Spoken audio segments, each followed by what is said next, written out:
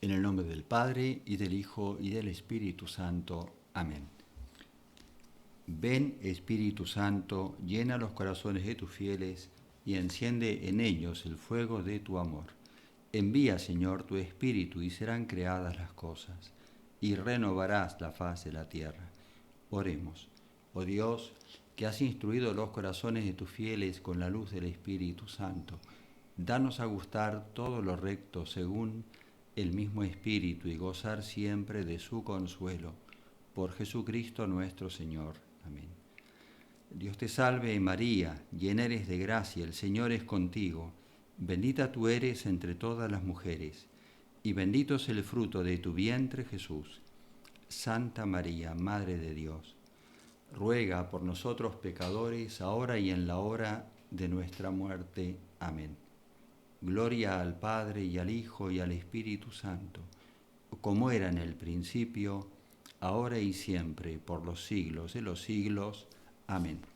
En el nombre del Padre, y del Hijo, y del Espíritu Santo. Amén. Queridos hermanos, en este retiro, comenzando el mes de agosto, puestos en la presencia del Señor, que eso es lo indispensable para la oración. El retiro es un momento de oración, de reflexión y de diálogo con Dios.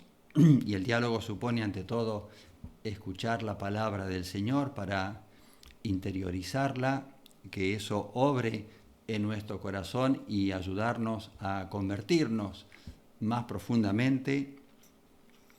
En este primer domingo hemos celebrado hace 2 días a San Ignacio, nuestro celestial patrono. Entonces vamos a tomar pie de unas palabras del santo de los ejercicios espirituales, que ha sido alimento sustancioso, pan que nos ha fortalecido en el camino del Señor, y realmente luz también, ¿no?, que nos ha guiado en el camino de la vida. Tantas veces tomamos unas palabras de San Ignacio y a partir de allí creo que podemos sacar bastante como alimento espiritual para nuestra meditación, para la oración y conclusiones para nuestra vida cristiana, católica, y en este tiempo tan extraño. Todo esto es muy, muy raro, lo comentamos con mucha frecuencia, ¿no? Esto que nos toca vivir en este año del Señor. El año del Señor, todo es del Señor. Dios sabe muy bien por qué. Pero a nosotros nos corresponde tratar de descubrir, discernir la voluntad de Dios y vivirla en medio de esta realidad, en lo que nos toca. El tema general, si hay que poner un título, pues es la divina providencia.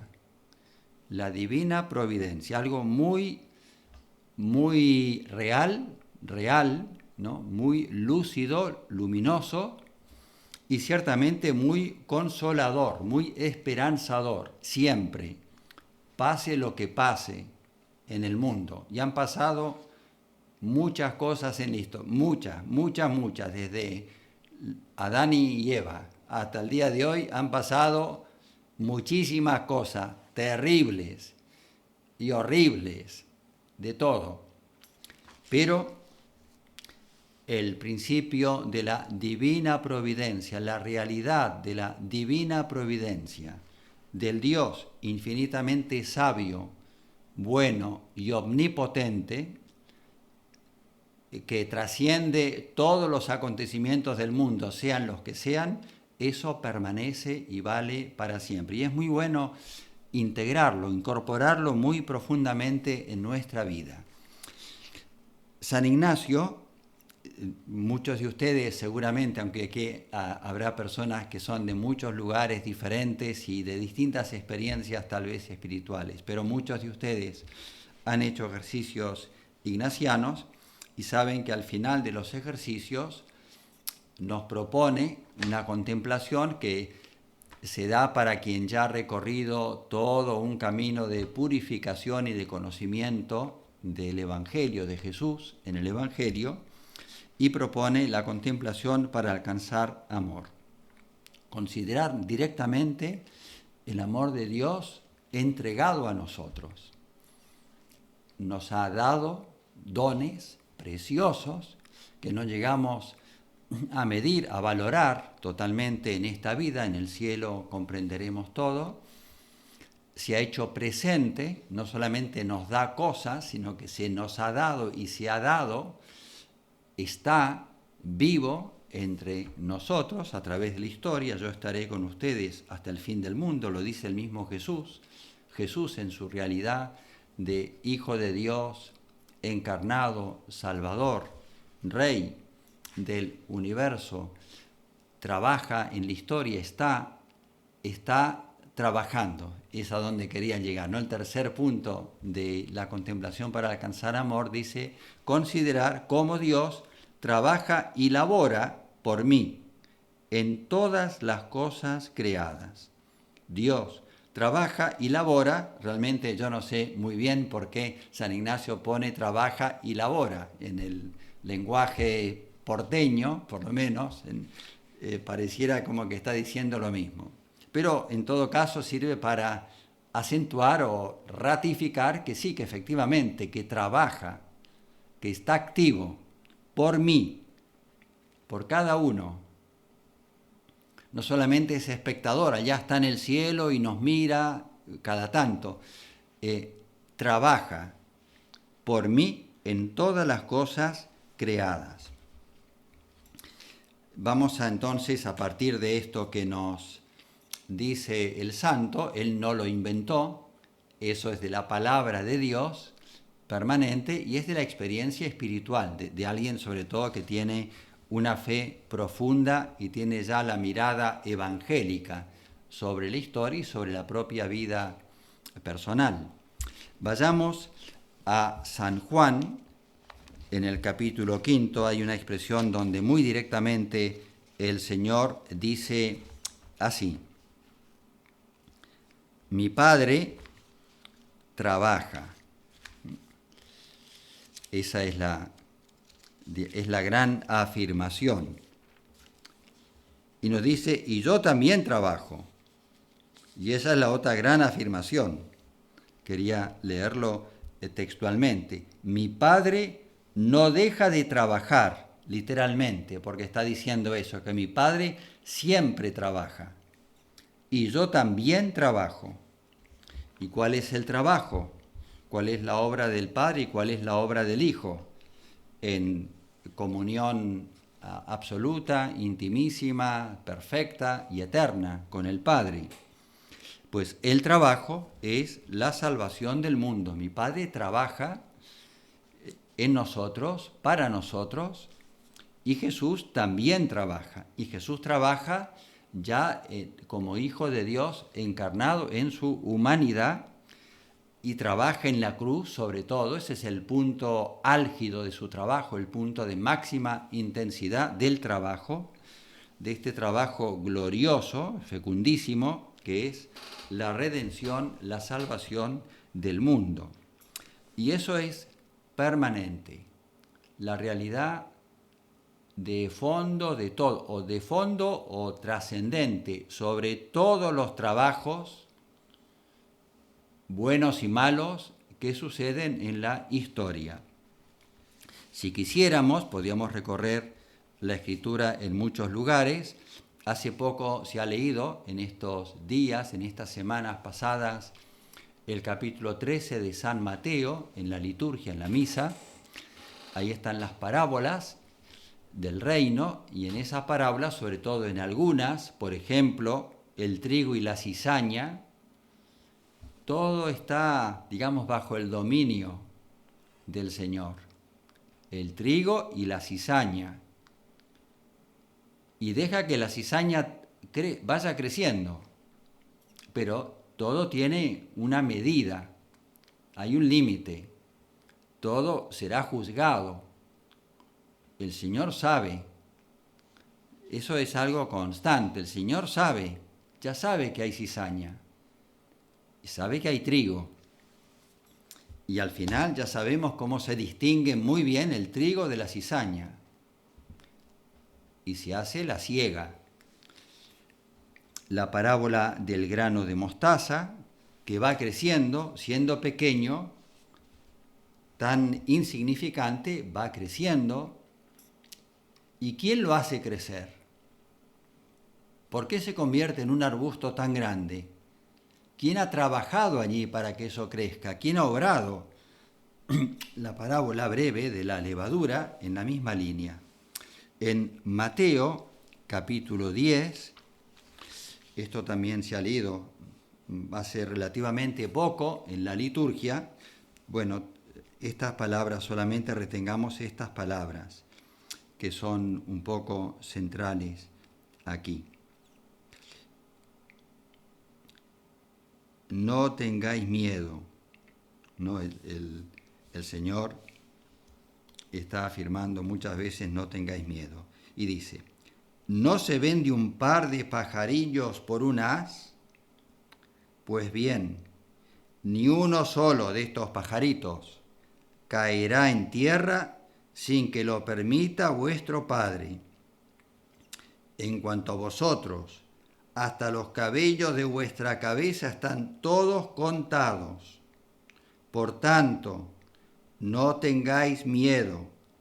Vosotros valéis más que muchos pajaritos.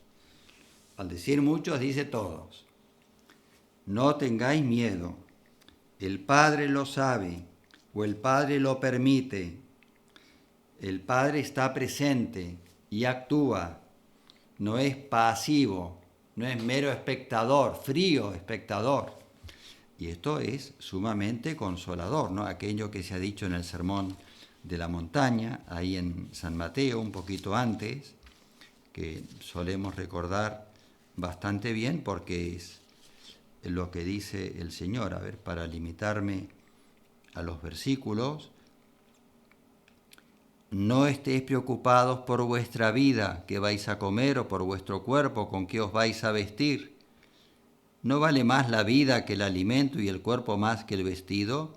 Mirad las aves del cielo, no siembran ni siegan, ni almacenan en graneros, y vuestro Padre Celestial las alimenta.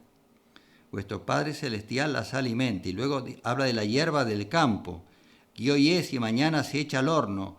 Dios la viste así, cuánto más a vosotros, hombres de poca fe. Antes también había dicho: ¿no valéis más vosotros que las aves del cielo? Pues esto es una constante del Evangelio, de la palabra de Dios, de la vida cristiana. Hay una expresión del apóstol en ese capítulo formidable, capítulo 8 de la carta a los romanos, en donde, entre tantas cosas, dice, en el versículo 36, ha hablado de una profecía de la Escritura: por tu causa somos llevados a la muerte todo el día, somos considerados como ovejas destinadas al matadero. Y sigue el apóstol: pero en todas estas cosas vencemos con creces, gracias a aquel que nos amó. ¿Y por qué vencemos con creces en todas estas cosas? Ha hablado de persecuciones muy crueles, muy fuertes, llevados como ovejas al matadero. ¿Pero por qué vencemos? Bueno, porque el Padre está. Es un himno al amor de Dios. Si Dios está con nosotros, ¿quién contra nosotros? Esa es en forma retórica, ¿no? Como una pregunta. Si Dios está con nosotros, ¿quién contra nosotros? Y esta es una convicción que hay que como paladear, ¿no? Para que eso ingrese realmente en nuestro corazón.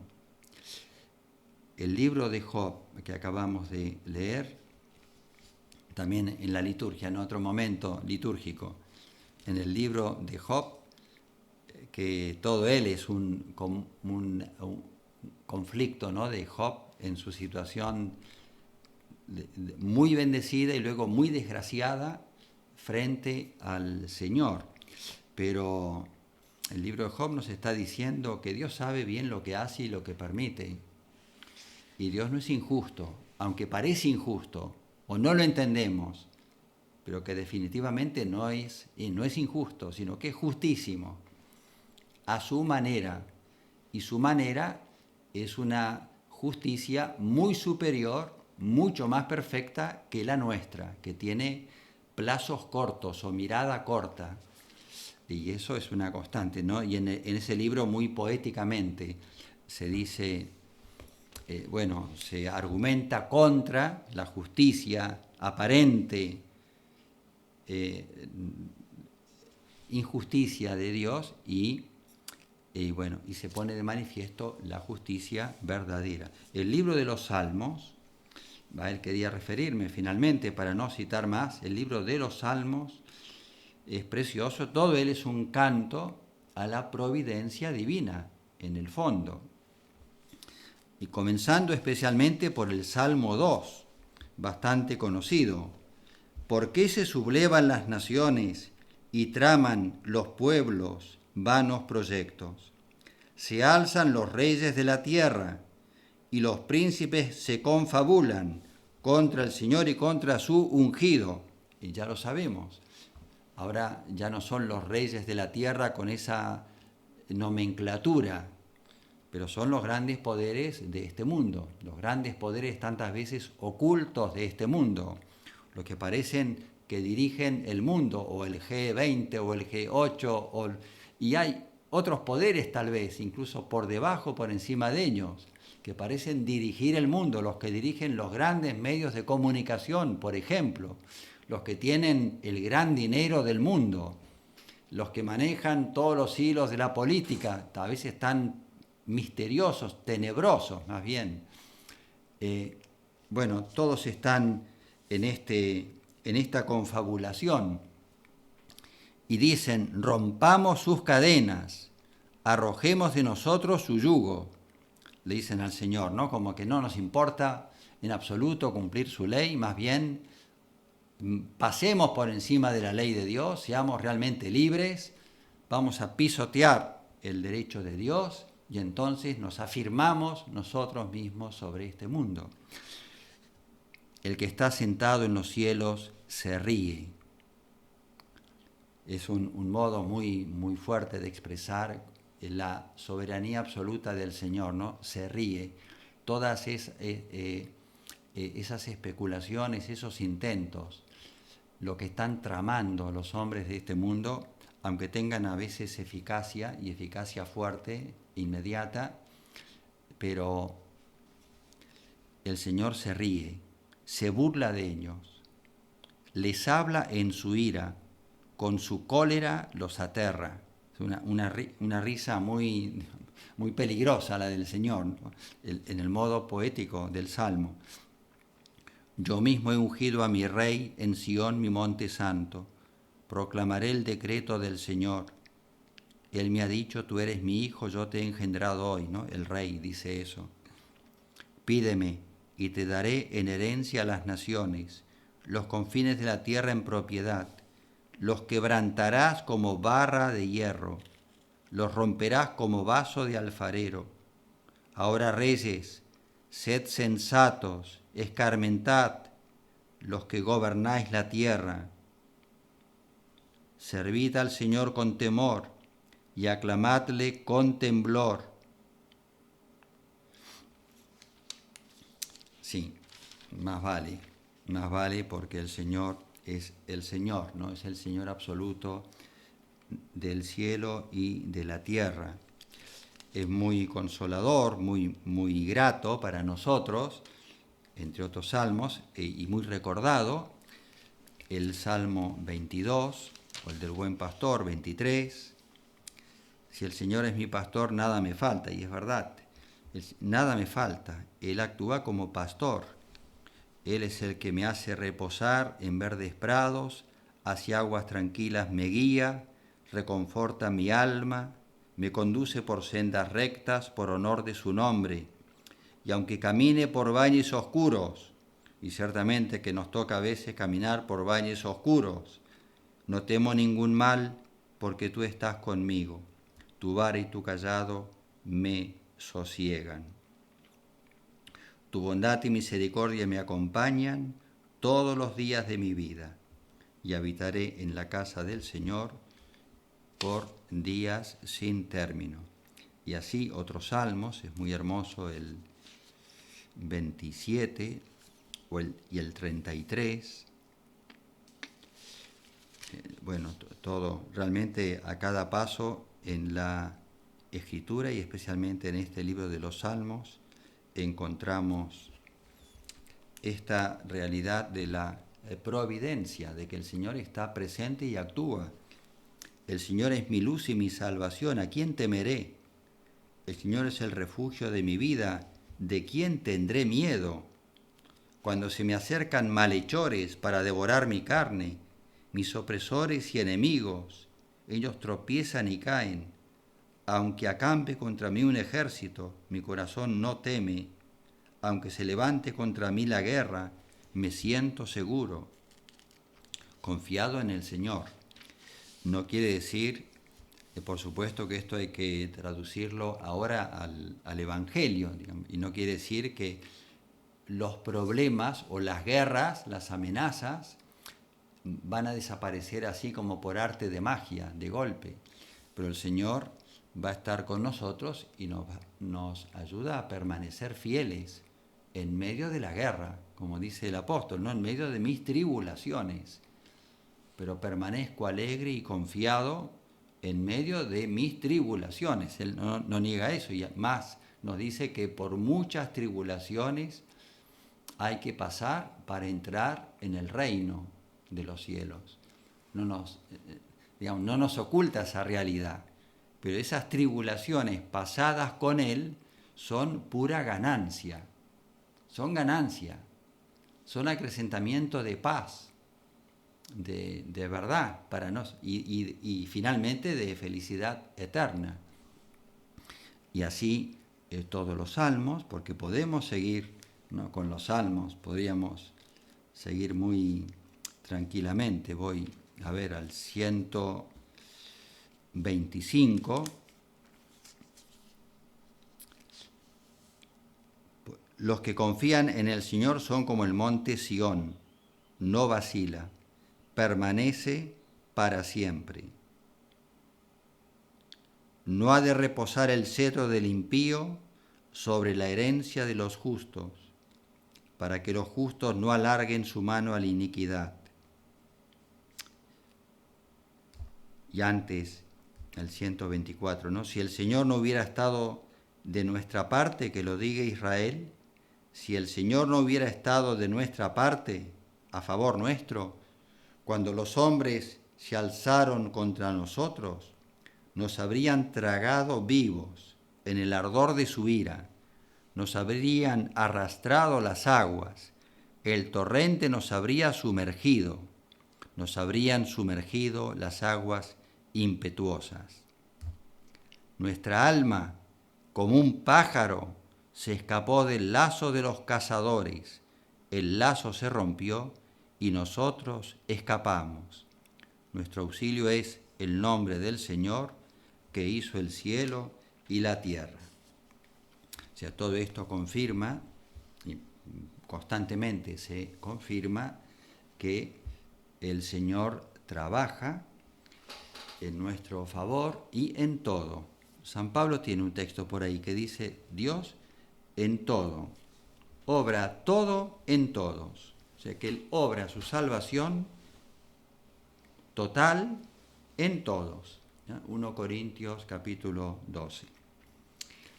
Me complace y creo que es muy, muy bueno, muy saludable y muy necesario, muy luminoso para todos, leer o releer o conocer, por lo menos conocer y meditar lo que dice el Catecismo de la Iglesia Católica.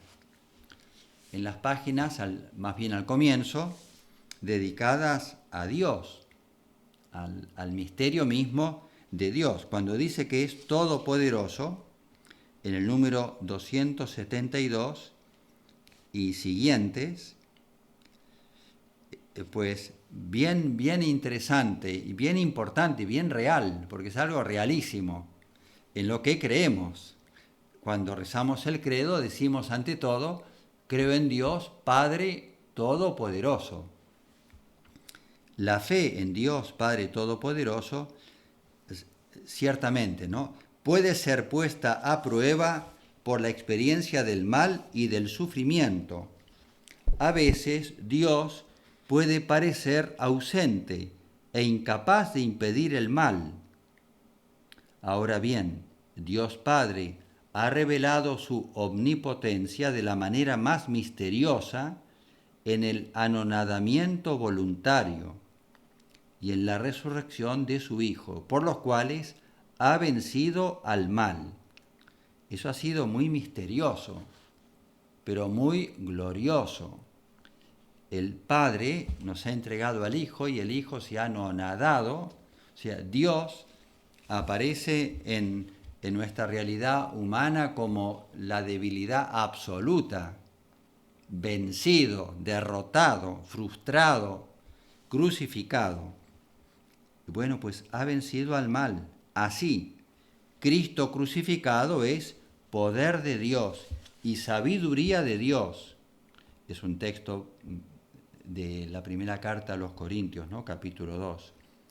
Porque la necedad divina es más sabia que la sabiduría de los hombres, y la debilidad divina más fuerte que la fuerza de los hombres.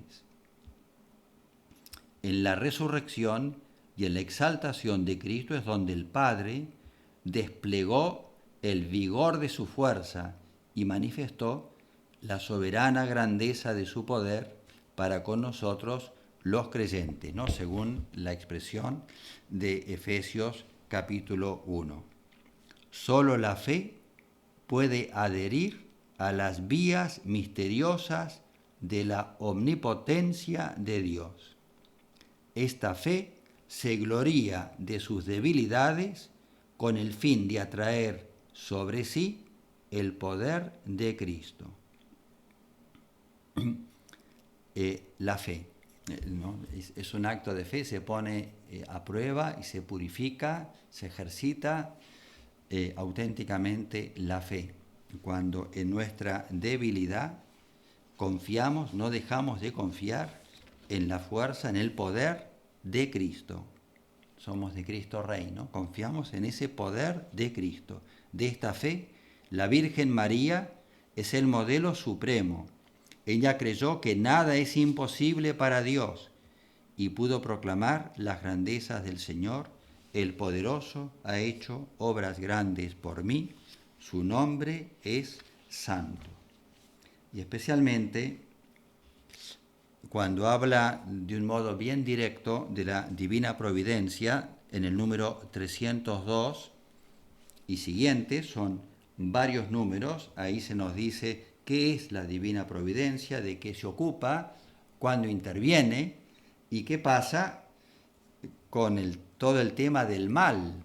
El mal que existe en este mundo, lo sabemos muy bien que existe en este mundo, y no solamente el mal físico, que podría ser una peste, una enfermedad altamente contagiosa y tantas miserias que hay ya por la naturaleza, nuestra pobre naturaleza, que es mortal.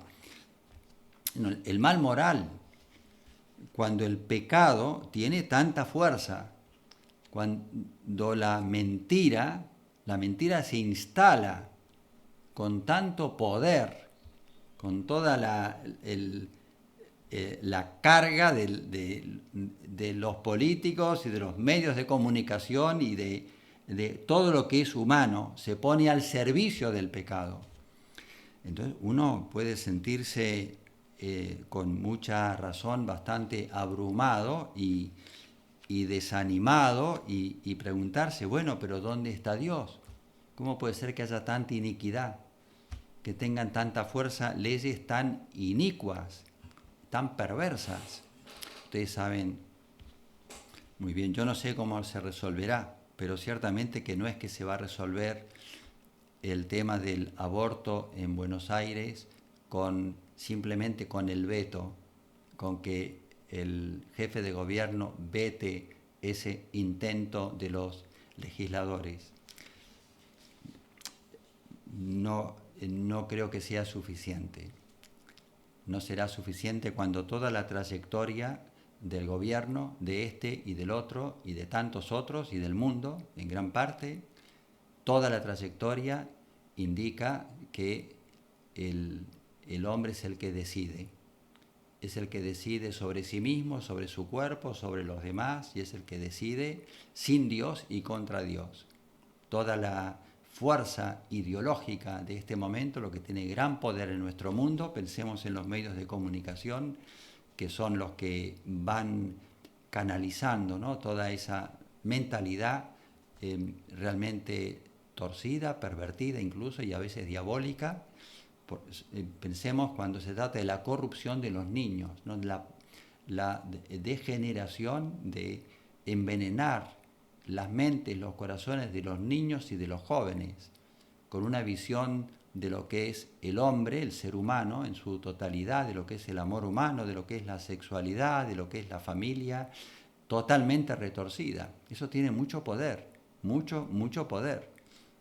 Y vayamos a lo que intenta el Ministerio de Educación aquí y en tantos lugares del mundo, porque parece que hay como una trama en el fondo que es del mismo demonio para envenenar las conciencias y dar vuelta a la cabeza, y hasta lo que por naturaleza aceptamos sencillamente, pero verlo todo al revés. Tiene ciertamente mucho poder, pero creemos en la divina providencia, o sea, creemos en Dios, que es infinitamente sabio, infinitamente bueno. Él es el omnipotente.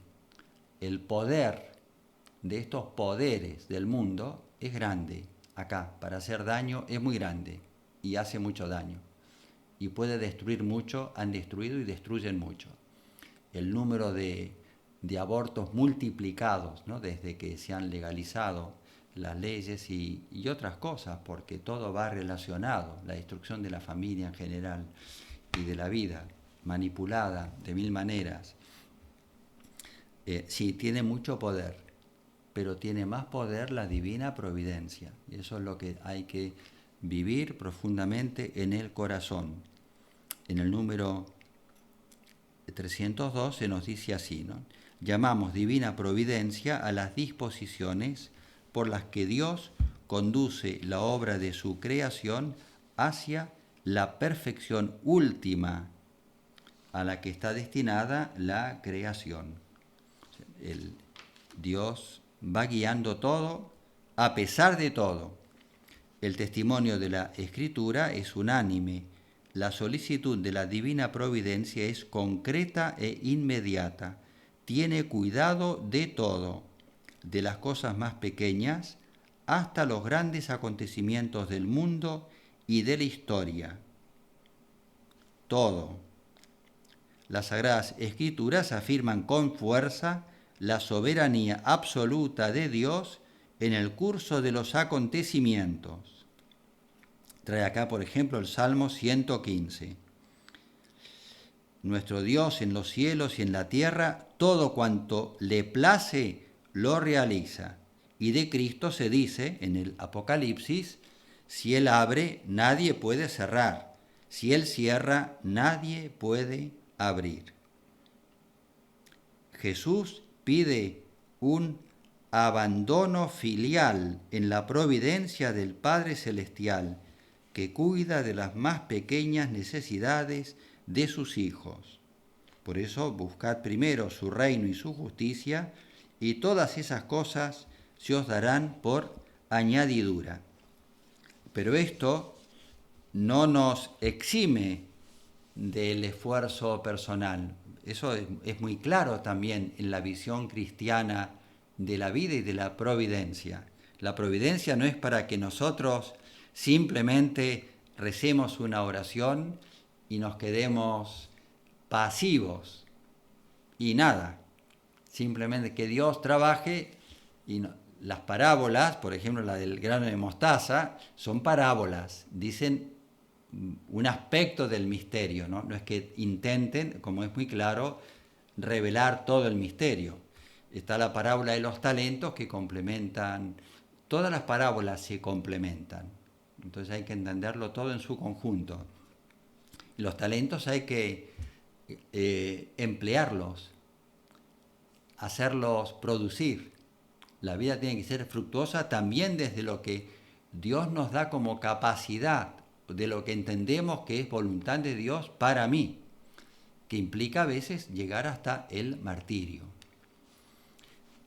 Hace pocos días se ha hecho pública la noticia, mártires hay muchos, muchos desconocidos, pero no deja de ser también conmovedor saber que hace pocos días en Nigeria han secuestrado a 5 cristianos y los han torturado y los han martirizado, han muerto, por ser cristianos. Y lo han publicado eso en estos grupos islámicos fanáticos y crueles, y lo han publicado. Esa publicación ya ha sido borrada del acceso del gran público, pero lo han publicado como con orgullo. Hemos podido matar, y así han dicho ellos, ¿no? Así les va a pasar a todos los cristianos. No se nos exime a nosotros del testimonio, ¿no? La providencia divina, y permite todo lo que permite, pero Dios sigue siendo el Señor, el providente. Dice, Dios concede incluso poder participar libremente en su providencia, confiándoles la responsabilidad de someter la tierra y dominarla. Dios da así a los hombres el ser causas inteligentes y libres para completar la obra de la creación. Los hombres, cooperadores a menudo inconscientes de la voluntad divina, pueden entrar libremente en el plan divino no solo por sus acciones y sus oraciones, sino también por sus sufrimientos. Esto es bien interesante. Bueno, los mártires entran en la colaboración con el plan divino de un modo muy, muy, muy fuerte, con sus sufrimientos. Y nosotros también, hasta con los sufrimientos cotidianos, que son parte del plan de Dios para nosotros, pero bien vividos.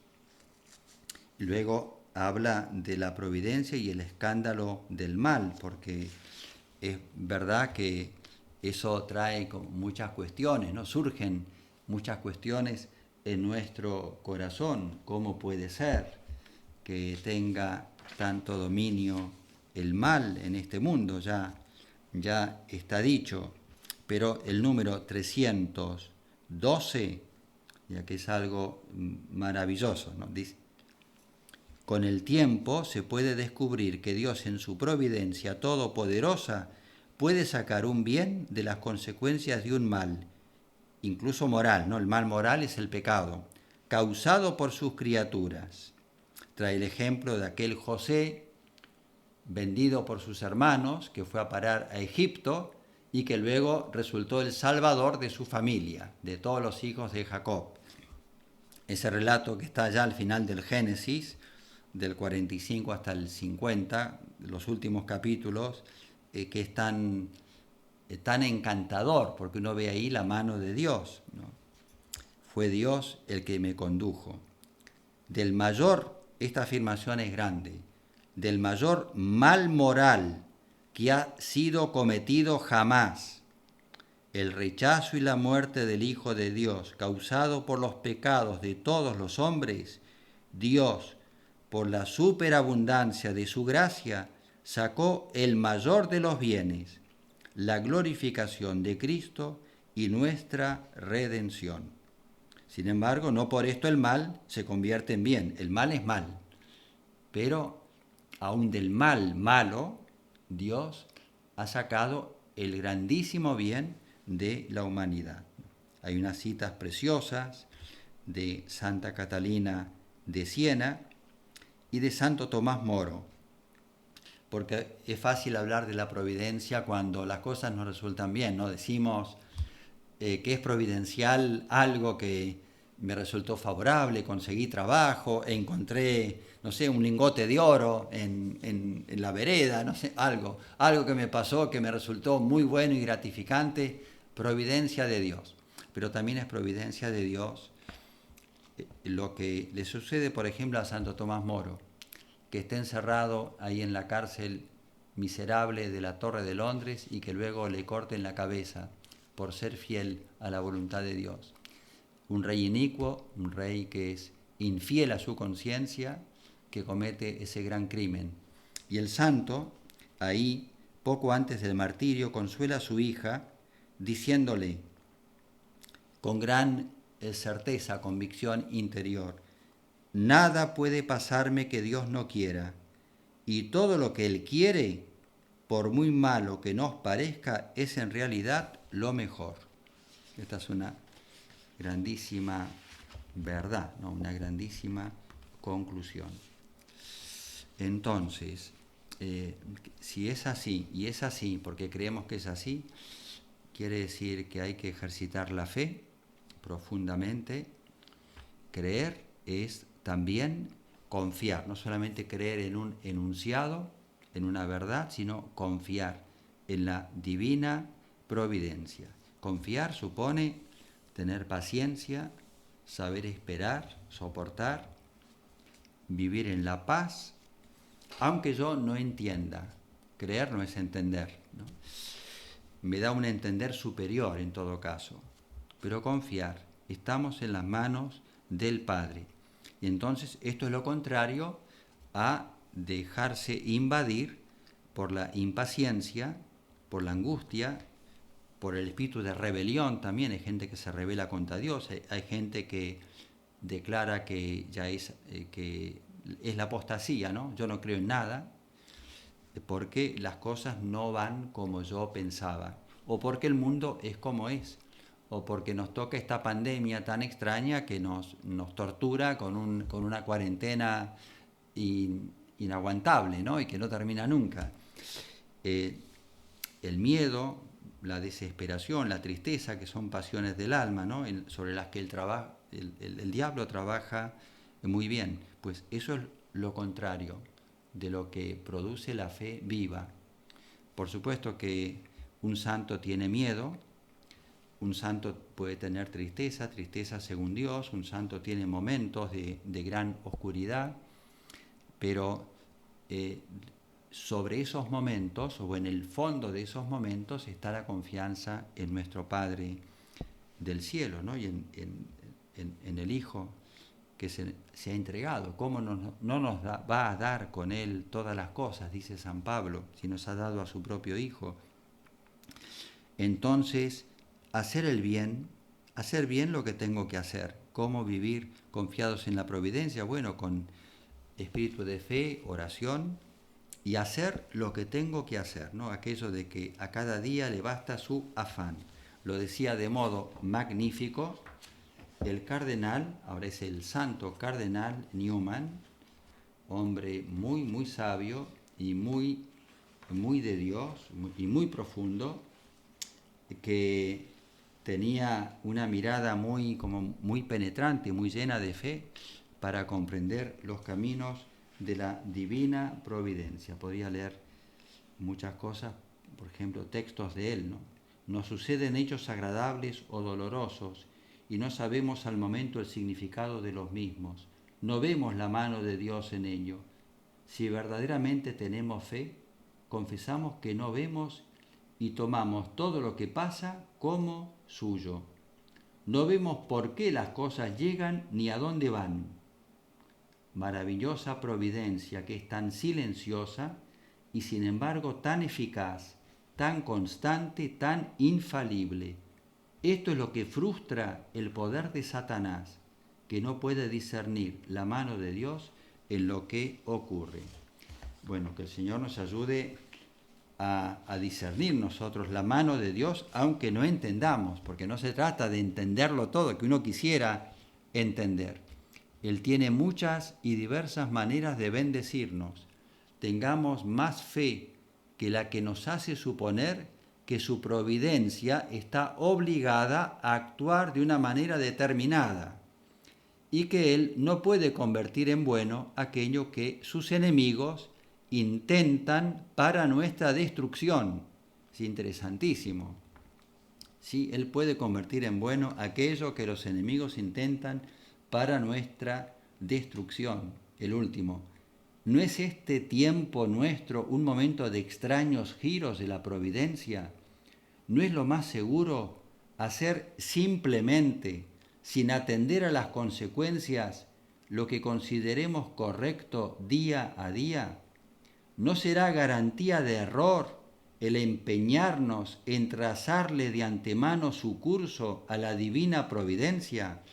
Que ya no sería respetar la divina providencia, ¿no? Hacer lo que tenemos que hacer. Y entre lo que tenemos que hacer, sin duda, está también el compromiso, el esfuerzo y el entregar la vida por las grandes causas que son de Dios, cuando claramente son causas de Dios o hay grandes maquinaciones que quieren derribar esas causas sagradas, algo tan elemental como es la vida misma, ¿no?